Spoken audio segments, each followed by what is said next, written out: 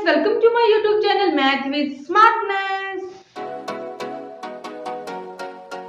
Maths with Smartness. It's too easy.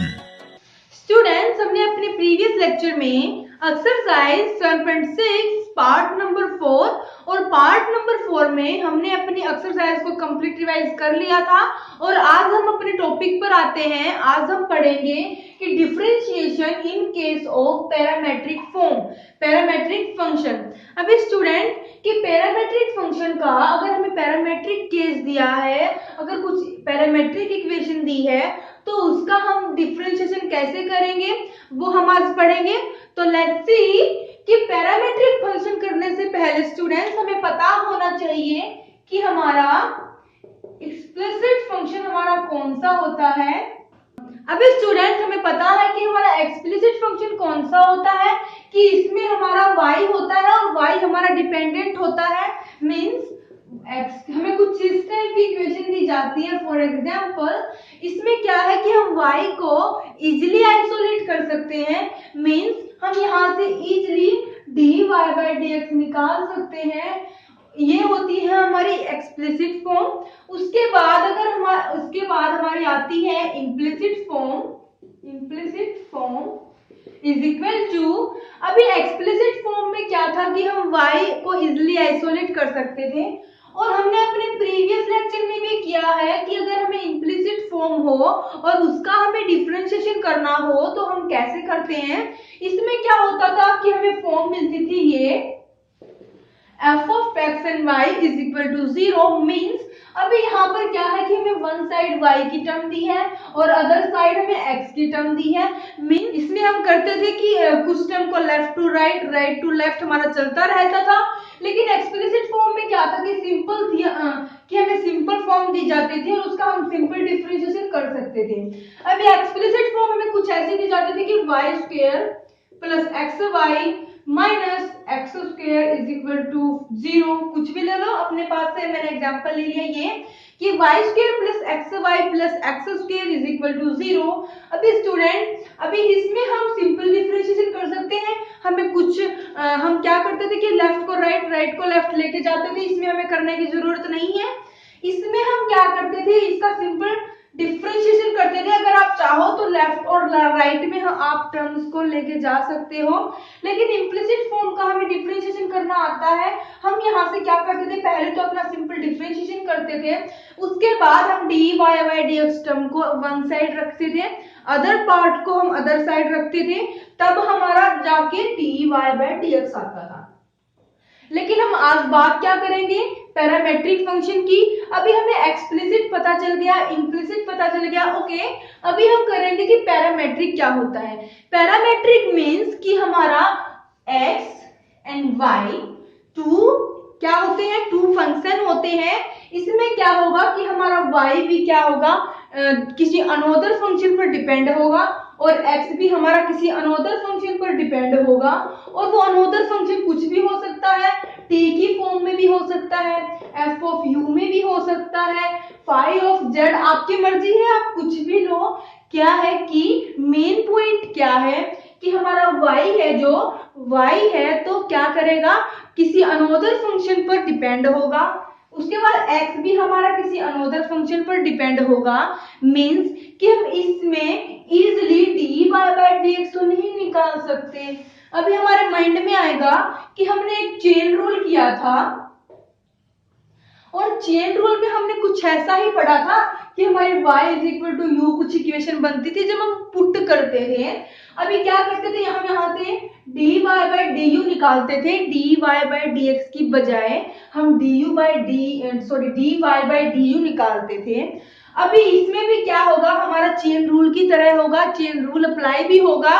इसमें क्या है कि हमारा y की डिपेंडेंट होगा किसी अनोदर फंक्शन पर, x भी डिपेंड होगा किसी अनोदर फंक्शन पर।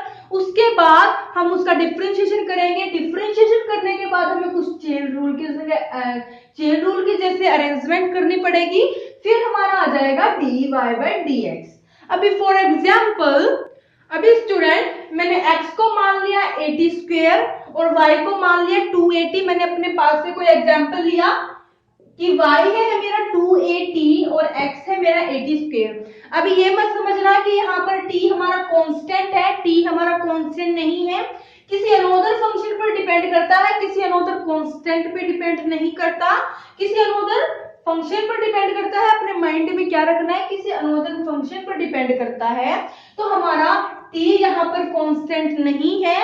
उसके बाद सेकंड मेन पॉइंट क्या कि हमारा y क्या है, 2at है, मींस t हमारा फंक्शन है और y में t हमारा यूज हुआ है, मींस कि y में हमारा t फंक्शन यूज हुआ है। उसके बाद जरूरी है कि हमारा x में भी t वाला ही फंक्शन आएगा। अभी ये मत लिख देना कि a u स्क्वायर, हमें कुछ ऐसी फॉर्म नहीं मिलेगी, हमें मिलेगा क्या कि हमने क्या था, x और y किसी अनोदर फंक्शन पर होंगे और वो फंक्शन सेम ही होगा दोनों में, तो हम क्या लिखेंगे, दोनों में t वाली टर्म लिखेंगे। तो हमारा हो जाएगा x is equal to 80 square, y is equal to 2at। अभी स्टूडेंट अगर हम डिफरेंशिएशन करें, अभी हमें पता है कि इसमें x की कोई टर्म नहीं है, लेकिन हमें फाइनली निकालना तो dy बाय dx है। क्या है स्टूडेंट, dy बाय dx है। अभी क्या है, पैरामेट्रिक डेफिनेशन ही क्या होती है कि हमें बेसिकली dy बाय dx निकालना होता है, और जो हमारा x और y किसी अनोदर टर्म में एक्सप्रेस होता है, वो टर्म हमारी f of t, phi of t, phi of u, anything कुछ भी हो सकती है। हमारी डेफिनेशन सिर्फ ये बोलती है कि हमें निकालना बेसिकली dy बाय dx है, लेकिन जो हमारा x और y है वो किसी अनोदर टर्म में एक्सप्रेस होगा, वो हमारा कुछ भी हो सकता है। अभी स्टूडेंट हम क्या करते हैं कि हमें y निकालना है, हम क्या करेंगे, डिफरेंशिएशन करेंगे विद रिस्पेक्ट टू x। क्या करेंगे स्टूडेंट, डिफरेंशिएशन करेंगे विद रिस्पेक्ट टू x, तो हमारा बन जाएगा dy bye dx is equal to 2at। अभी t है, क्या करेंगे, dt बाय dx। अभी स्टूडेंट हमें x दिया है 80 स्क्वायर, क्या दिया है, x 80 स्क्वायर, x हमें 80 स्क्वायर दिया है। हम क्या करेंगे, डिफरेंशिएशन करेंगे x के रिस्पेक्ट में। ये मत सोचना कि अगर यहाँ पर t भी हमारा फंक्शन है तो हम t की टर्म में t के रिस्पेक्ट में डिफरेंशिएशन कर सकते हैं। अभी स्टूडेंट अगर यही बात आ गई तो हम इसको 2 मेथड से सॉल्व कर सकते हैं। मेथड 1 ये है हमारा, मेथड 2 हम इसके बाद करेंगे। मेथड 1 क्या है कि हम इसका क्या करेंगे, डिफरेंशिएशन करेंगे विद रिस्पेक्ट टू x, तो बन जाएगा 1 इज इक्वल टू a हमारा कांस्टेंट है, उसके बाद 2t और dt बाय dx। क्या आ जाएगा स्टूडेंट, dt बाय dx। हमने t का डिफरेंशिएशन किया था x के रिस्पेक्ट में। अभी स्टूडेंट हम यहां से dt बाय dx निकाले तो हमारा क्या आएगा, 1 बाय 2at। क्या आएगा स्टूडेंट, 1 बाय 2at। मेरी इक्वेशन ये थी, ये फर्स्ट, मेरी इक्वेशन है ये सेकंड, ये हमारी इक्वेशन थर्ड, और ये हमारी इक्वेशन बन गई 4। ओके स्टूडेंट, अभी अगर यहाँ पर dt बाय dx की वैल्यू पुट कर दें तो हमारा कोई भी फंक्शन t में नहीं आएगा। अगर t में नहीं आएगा मींस x में नहीं आएगा, तो क्या कि हम finally dy bye dx easily निकाल पाएंगे। ये है हमारा मेथड नंबर 1। अभी क्या करेंगे, हम वैल्यू पुट कर लेते हैं। From equation 4 putting the value of dt by dx, then we get 1 by 2at is equal to 2a 1 by 2at। अभी स्टूडेंट क्या हुआ,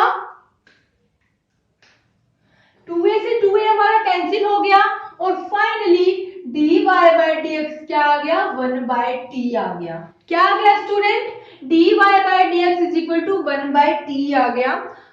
ये हो गया हमारा मेथड नंबर 1। हमने क्या किया कि हमें x दिया था, y दिया था। अभी स्टूडेंट हमें दोनों का डिफरेंशिएशन करना है x के रिस्पेक्ट में, दोनों का डिफरेंशिएशन करना है x के रिस्पेक्ट में, ना कि t के रिस्पेक्ट में। अगर x के रिस्पेक्ट में करेंगे तो हमारे यहाँ से कुछ ऐसा बनेगा, ये x है जो हमारा मेनली क्या है x का काम, कि x हमारा वैल्यू पुट करवाने में काम आएगा और dy बाय dx में, सॉरी y वाली में हमारी वैल्यू पुट होती रहेंगी। अगर हम कोई और एग्जांपल देखें कि x इज इक्वल टू अपने पास से ले लिया a sin t, then y is equal to a cos t। मैंने कुछ भी लिया कि x is equal to a sin t और y is equal to a cos t, तो अभी क्या होगा कि हम dy बाय dx ही करेंगे, x के रिस्पेक्ट में ही डिफरेंशिएशन करेंगे।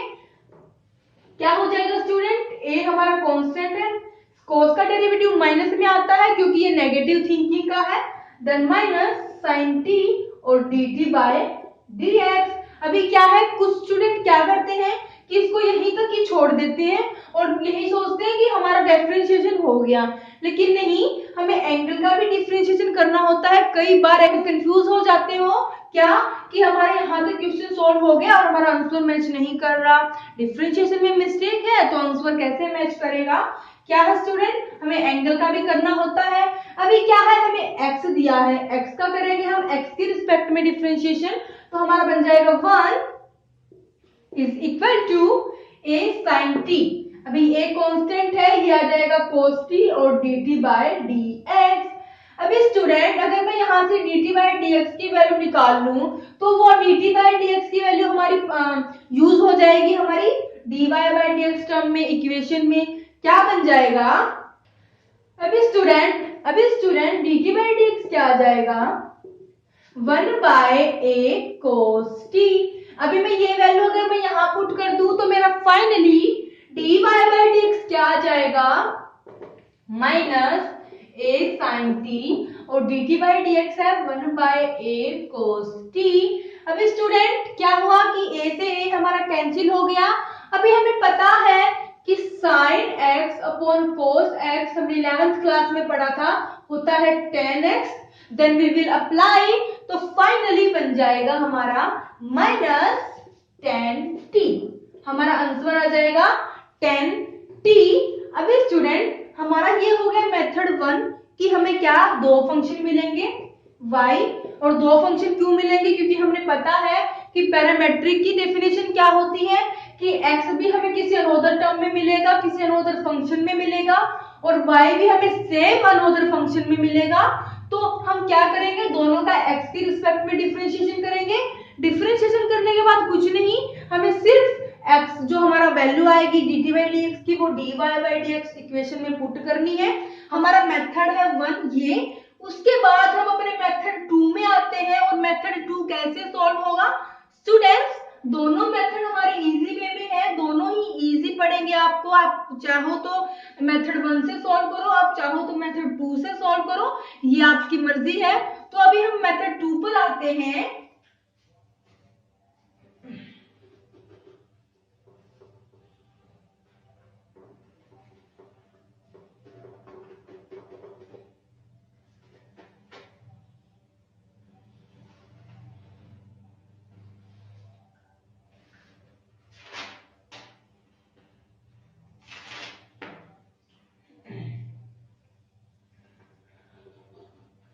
अभी स्टूडेंट मेथड 2, अगर हम वही इक्वेशन ले लें, हमें था x is equal to 80 square, y is equal to 280, कुछ ऐसा ही था कि y इज इक्वल टू 280 और x is equal to 80 square. अभी हमने मेथड 1 कर लिया था कि ये भी हमें अनदर फंक्शन में है, ये भी हमें किसी अनदर टर्म में एक्सप्रेस कर रहा है, ये भी किसी अनदर टर्म में एक्सप्रेस हो रहा है। तो अभी क्या है, दोनों का डिफरेंशिएशन करना है x के रिस्पेक्ट में, उसके बाद क्वेश्चन खत्म, वैल्यू पुट करनी है। अभी मेथड 2 में क्या है कि ये मेरी इक्वेशन 1 है, equation 1 and then equation second, equation 1 और सेकंड हमें दिया है। अभी हम क्या ले लेते हैं, x is equal to 80 square, taking equation 1 क्या कि x is equal to 80 square, मैं क्या करूंगी, डिफरेंशिएशन करूंगी x के रिस्पेक्ट में। स्टूडेंट मेथड सेकंड को ध्यान से समझना, यहाँ से हमारी पैरामेट्रिक फंक्शन की जो थ्योरम है वो हमारी साथ साथ प्रूव हो जाएगी, तो हमें थ्योरम समझने में और ज्यादा इजी होगा। अभी क्या किया मैंने, डिफरेंशिएशन किया विद रिस्पेक्ट टू t, क्या किया स्टूडेंट, डिफरेंशिएशन किया मैंने विद रिस्पेक्ट टू t, तो मेरा बन गया dx by dt is equal to 280। क्या बन गया, dx by dt is equal to 2at। अभी ये मत करना कि dt by dx, नहीं, मैंने सिर्फ t की रिस्पेक्ट में डिफरेंशिएशन किया है, x की में नहीं किया। उसके बाद अगर मैं y का करूंगी, y is equal to 2at हमें दिया है, क्या करूंगी, डिफरेंशिएशन करूंगी t की रिस्पेक्ट में। क्या करूंगी स्टूडेंट, डिफरेंशिएशन करूंगी t की रिस्पेक्ट में, तो हमारा dy by dt हो जाएगा 2a। क्या हो जाएगा स्टूडेंट, 2a। अभी most most most common point 3 point आ गया था हमारा, फर्स्ट पॉइंट भी हमने कर लिया था, सेकंड भी कर लिया था। क्या है स्टूडेंट, अभी इसने बोला कि तूने dx by dt निकाल दिया, ये भी ठीक है, तूने dy by dt निकाल दिया, ये भी ठीक है, लेकिन तुझे निकालना तो dy by dx है ना। क्या है, निकालना तो dy by dx है। अभी क्या होगा, हम कंफ्यूज हो गए कि हमने तो निकाल दिया ये, अब इससे ये x कैसे बनेगा, या फिर इससे ये इस फॉर्म में कैसे आएगा। तो कैसे आएगा स्टूडेंट, अभी हमने जनरली चेन रूल किया था। क्या किया था स्टूडेंट, जनरली चेन रूल किया था, और चेन रूल में हमें कुछ ऐसा दिया जाता था कि y under the root sine x, हमने मान लिया कि under the root sine x दिया है, तो हम क्या करते थे, हम साइन x को u पुट कर लेते थे। क्या कर लेते थे, साइन x को u पुट कर लेते थे। अभी क्या होगा कि y is equal to under the root u, क्या हो जाएगा, अंडर द रूट u। ये हमें मेन पॉइंट नहीं है, मेन पॉइंट ये है कि हमें निकालना dy by dx का। तो हमारा यहाँ पर इक्वल टू में राइट साइड क्या बनता था, dy by में du, dy का डिफरेंशिएशन करते हैं हम u की रिस्पेक्ट में, इनटू उसके बाद क्या आता था कि u हमारा x की टर्म में है, u हमारा x की टर्म में है, और u का करते थे हम x की रिस्पेक्ट में। ये हमारा होता था चेन रूल। अगर हम जनरली, वैसे काटना नहीं है, अगर हम जनरली इनको काट दें तो हमारा क्या आता था, dy by dx is equal to dy by dx। सिर्फ ये पॉइंट समझने के लिए है, काटना नहीं है आपको। अभी क्या है कि हमारा फाइनली dy by dx आता था कि अगर हमारा y u की फॉर्म में होता था तो हम dy by du करते थे। सेम हमारा x t की फॉर्म में है तो मैंने किया dx by dt। उसके बाद u हमारा x की फॉर्म में है, हमारे पास y t की फॉर्म में है, y का भी मैंने कर दिया t की रिस्पेक्ट में। अभी यहाँ तक तो सेम पैटर्न फॉलो हो रहा है। उसके बाद क्या होगा, उसके बाद स्टूडेंट अगर हमें पैरामेट्रिक में dy by dx निकालना है तो क्या होगा कि dy by dt upon dx by dt। अभी हम इसको कैसे लिख सकते हैं, कि dy by dx is equal to dy by dt into dt by dx। हमारा हो जाएगा dt by dx। अभी ये मत सोचना कि हमने यहाँ तो dx by dt निकाला है, पुट करना है dt by dx, इसमें कोई प्रॉब्लम नहीं है। हमने क्या किया, हमने ऊपर अपना पुट कर लिया 2a, dy by dt आया था हमारा 2a, अभी dx by dt आया है हमारा 2at, और फाइनली ये हमारा कैंसिल हो गया और हमें मिल गया 1/t। हमने मेथड नंबर 1 से सॉल्व किया था, हमारा मेथड नंबर 1 से 1/t आंसर आया था। मेथड नंबर 2 से किया, वो भी हमारा 1/t आया। स्टूडेंट रिपीट करते हैं, क्या किया कि हमने हमें सिंपली दिया था ये कि x किसी अनदर टर्म में था, किसी अनदर फंक्शन में था, y भी हमें किसी अनदर फंक्शन में था।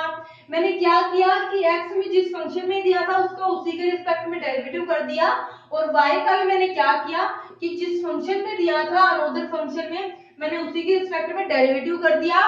उसके बाद मैंने चेन रूल की तरह अप्लाई कर दिया कि हमें पता है चेन रूल होता है dy by dx is equal to dy by du और du by dx। अभी अगर हम इसको यहाँ से यहाँ कैंसिल कर देंगे, कैंसिल करना नहीं है, अगर सिर्फ इमेजिन करें कि अगर हम इनको यहाँ से कैंसिल कर दें तो हमारा फाइनली dy by dx और dy by dx ही आ जाएगा। क्या आ जाएगा student, left side is equal to right side आ जाएगी, और हमारा क्वेश्चन सॉल्व हो जाएगा। हमारी थ्योरम यही कहती है, हमारी थ्योरम दी ही ये है। अभी देखते हैं कि हमें थ्योरम क्या दी है। हमने मेथड नंबर 1 कर लिया। मेथड नंबर 1 में हमने क्या किया कि इसका भी हमने x के रिस्पेक्ट में डेरिवेटिव किया, इसका भी x के रिस्पेक्ट में डेरिवेटिव किया। उसके बाद जो भी आया मैंने वैल्यू पुट कर दी। हमें कुछ ऐसी इक्वेशन थी, वैल्यू पुट कर दी, dy by dx is equal to 280 dt by dx बन रहा था। यहाँ से मेरा dt by dx आ गया, मैंने वैल्यू पुट कर दी, मेरा मेथड 1 सॉल्व हो गया। उसके बाद मेथड 2 में किया कि x में जिस फंक्शन में दिया था, किसी अनदर फंक्शन में तो हमें दिया ही था, हमने क्या किया, उसी फंक्शन के रिस्पेक्ट में डेरिवेटिव कर दिया। y में भी सेम उसी फंक्शन के रिस्पेक्ट में डेरिवेटिव कर दिया और उसके बाद मैंने चेन रूल अप्लाई कर दिया। क्या कर दिया? चेन रूल अप्लाई कर दिया। स्टूडेंट अभी हम आते हैं, कुछ नहीं समझना, अभी थ्योरम आप खुद ही कर लोगे, मैं सिर्फ स्टेटमेंट लिखूंगी, थ्योरम आप खुद ही सॉल्व कर लोगे। आपके माइंड में अपने आप इमेजेस बन जाएंगी कि थ्योरम में हमें आगे स्टेप टू स्टेप यही करना है। तो थ्योरम क्या है? If x is equal to f of t and y is equal to phi of t, then dy by dx is equal to dy by dx is equal to method 2, और method 2 था हमारा dy by dt upon dx by dt। अब student आपके mind में आ गया होगा कि इसने क्या किया है कि हमें दिया था x is equal to ft another function, then another function के रिस्पेक्ट में डेरिवेटिव, अनदर फंक्शन के रिस्पेक्ट में derivative, then we will apply chain rule. क्या किया? Then we will apply chain rule and finally we find that dy by dx value put करनी है, उसके बाद कुछ भी नहीं है स्टूडेंट। अब स्टूडेंट हमारी थ्योरम क्या बोलती है कि हमें पता है dy by dx अगर हम निकालते हैं, हमें कोई भी t फंक्शन है, इसमें भी t है, इसमें भी t है, तो हमने पिछली प्रीवियस अपनी एक्सरसाइज में किया था कि dy by dt into dt by dx। अभी आपको क्या करना है? इसका t के रिस्पेक्ट में डेरिवेटिव करना है, इसका t के रिस्पेक्ट में डेरिवेटिव करना है। हमारा यहां से आ जाएगा dy by dt और यहां से आ जाएगा dx by dt। अभी क्या है? dy by dt तो हमारा एज इट इज पुट हो जाएगा, लेकिन जो dx by dt आएगा उसका रेसिप्रोकल करना पड़ेगा क्योंकि हमें dt by dx दिया है। तो हमारा finally student dy by dx आ जाएगा। यही हमारी थ्योरम बोलती है, यही हमारी थ्योरम बोलती है क्या कि मेथड 2 की तरह हमने अपनी थ्योरम को किया। अभी स्टूडेंट मैं आपको ये मेथड 1 से भी बता सकती थी, सिर्फ मेथड 1 से बता सकती थी, अगर मैं चाहती तो मेथड 2 नहीं बताती, लेकिन मेथड 2 मैंने इसलिए बताया ताकि आपको थ्योरम समझने में ज्यादा इजी हो जाए, आपके माइंड में इमेज बन जाए, मैंने स्टेटमेंट लिखने से पहले आपके माइंड में इमेज बन जाए। और हमें ऐसे स्टूडेंट चाहिए कि स्टेटमेंट लिखने से पहले आपको आंसर मिल जाए। ओके स्टूडेंट, अभी हम अपना चैप्टर कंप्लीट होने के बाद चैप्टर में जितने भी मोस्ट इम्पोर्टेंट क्वेश्चन करेंगे, जो आपके ज्यादा चांसेस होंगे आपके क्वेश्चन हम करेंगे 1 मार्क्स में। मल्टीपल क्वेश्चन आपके कॉम्पिटिटिव एग्जाम में भी आपकी हेल्प करेंगे। उसके बाद हम 2 मार्क्स के क्वेश्चन करेंगे, वो भी आपके कॉम्पिटिटिव एग्जाम में नहीं, आपके जो 12th क्लास का एग्जाम होगा उसमें आप में हेल्प करेंगे। 4 मार्क्स के करेंगे और 6 मार्क्स के करेंगे कि इस चैप्टर से 2 मार्क्स का हमें इस टाइप का क्वेश्चन मिल सकता है, 4 मार्क्स का हमें इस टाइप का मिल सकता है, 1 मार्क्स का आपका कॉम्पिटिटिव एग्जाम में आएगा। अभी स्टूडेंट हम 1 मार्क्स का करेंगे, 1 मार्क्स का करने से पहले हम अपनी इस चैप्टर की सारी ट्रिक करेंगे। अभी हमने क्या किया, हम फुल डिटेल से कर रहे हैं, क्या कर रहे हैं, फुल डिटेल में कर रहे हैं। लेकिन अगर हम पूरे चैप्टर को फुल डिटेल में करने के बाद ट्रिक में करेंगे ना तो एक अलग ही मजा आएगा। क्या कि अगर हम फुल डिटेल में हमने कर लिया, उसके बाद हमने 12th भी कर ली, उसके बाद अगर हम इसको ट्रिक से करेंगे ना माइंड फ्रेश हो जाएगा और आप इजी 1 आवर में अपना कंप्लीट चैप्टर सॉल्व कर लोगे ट्रिक का विद एग्जाम्पल। ओके स्टूडेंट, अभी क्या है कि अगर हम एग्जाम्पल लें पैरामेट्रिक फंक्शन का और हमें किस टाइप में मिल सकती है, तो स्टूडेंट अगर मान लो हमें दिया है x is equal to e की पावर t cos t और y दिया है e की पावर t sin t। अभी स्टूडेंट x की पावर et cos t हमें दिया है, y is equal to et sin t दिया है। आपकी मर्जी है, आप मेथड 1 से करो या फिर मेथड 2 से करो, जो आपको इजी लगे आप उसी मेथड से करो।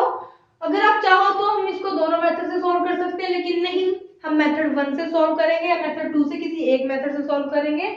अदर मेथड जो बच जाएगा, जो मेथड हमारा बच जाएगा वो आप सॉल्व करोगे। हम क्या करते हैं कि हमने किया dx/dt निकाल लिया, तो क्या आया e की पावर t। अभी स्टूडेंट दो फंक्शन है तो प्रोडक्ट रूल अप्लाई करेंगे। आपको पता है दो फंक्शन होते हैं तो हम प्रोडक्ट रूल अप्लाई करते हैं। तो हमारा et as it is, then minus sin t, then plus cos t हमारा as it is, differentiation of exponential term, exponential की पावर है t। ओके, अभी क्या करेंगे, मैं डिफरेंशिएशन कर रही हूँ, मैं कुछ लिख नहीं रही हूँ स्टूडेंट, आप लिखते रहना कि differentiation with respect to t we get, therefore ये टर्म आप अगर आप यूज करोगे तो जो हमारा चेक करने वाला जो हमारा टीचर होगा, एग्जामिनर होगा, उसके माइंड में क्या होगा, कुछ इफेक्ट पड़ेगा। और अगर आप वो देखेगा कि इसने सब कुछ लिख रखा, such that, therefore, for all, ये सारे टर्म अगर आप पुट करते रहोगे तो आपके चांस ही नहीं है कि आपको कोई मार्क्स काट ले। ओके स्टूडेंट, अभी क्या है, मैं dy/dt निकाल रही हूं, then we will get et हमारा as it is sin t cos t plus sin t हमारा as it is et। Okay student, अभी क्या करना है, हमें पता है chain rule, dy/dx is equal to dy/dt upon dx/dt। अभी क्या करना है, dy/dt दिया है, वैल्यू पुट कर दो, e की power t cos t plus e की पावर t sin t। अभी हम आगे बढ़ने से पहले et को भी कॉमन ले लेते हैं, et मैंने कॉमन ले लिया तो हमारा बच गया ये। उसके बाद मैंने निकालना है dx/dt, मींस ऊपर जाएगा तो बन जाएगा dt/dx। क्या बन जाएगा स्टूडेंट, dt/dx। तो हमने निकाला है कि dx/dt, तो ये हमारा अपॉन में जाएगा और अपॉन में बन जाएगा, मैंने यहां से भी et कॉमन ले लिया तो हमारा बच गया minus sin t plus cos t। Okay student, अभी क्या हुआ, et से et कैंसिल हो गया और dy/dx क्या आया, cos t plus sin t upon minus d plus cos t। अभी स्टूडेंट हमारा फाइनल आंसर आ गया, ये जो मेथड 1 था कि दोनों का x के रिस्पेक्ट में डिफरेंशिएशन करना था, देन हमें वैल्यू पुट करनी थी, ये आप खुद ट्राई करना। अभी स्टूडेंट हमारी पैरामेट्रिक फॉर्म हमें पता चल गई है, अभी हमें उसके दो मेथड भी पता चल गए हैं with theorem, with full detail. मैंने आपको पैरामेट्रिक की फुल हिस्ट्री बता दी है, इससे बाहर हमारा कुछ भी नहीं है। अभी स्टूडेंट क्या है कि आप और अदर एग्जाम्पल आपके मैथ में दिए होंगे, एग्जाम्पल लेकर आप सॉल्व करना। अगर आपसे कहीं पर भी आपको कंफ्यूजन होती है, कोई प्रॉब्लम होती है, तो आप शेयर करना, कमेंट सेक्शन में मैसेज छोड़ देना, फिर हम प्रॉब्लम को क्या करेंगे, दूर भगा देंगे। क्या करेंगे, हमें प्रॉब्लम को दूर भगाना है। ओके स्टूडेंट, इसी के साथ हमारा पैरामेट्रिक फंक्शन खत्म होता है और हम अपना नेक्स्ट लेक्चर में हम अपनी पैरामेट्रिक फंक्शन के बेस पे अपनी एक्सरसाइज स्टार्ट करेंगे। तब तक आप मेरे साथ बने रहिए और मेरे चैनल को लाइक, शेयर और सब्सक्राइब कर दीजिए। Thank you for watching my video.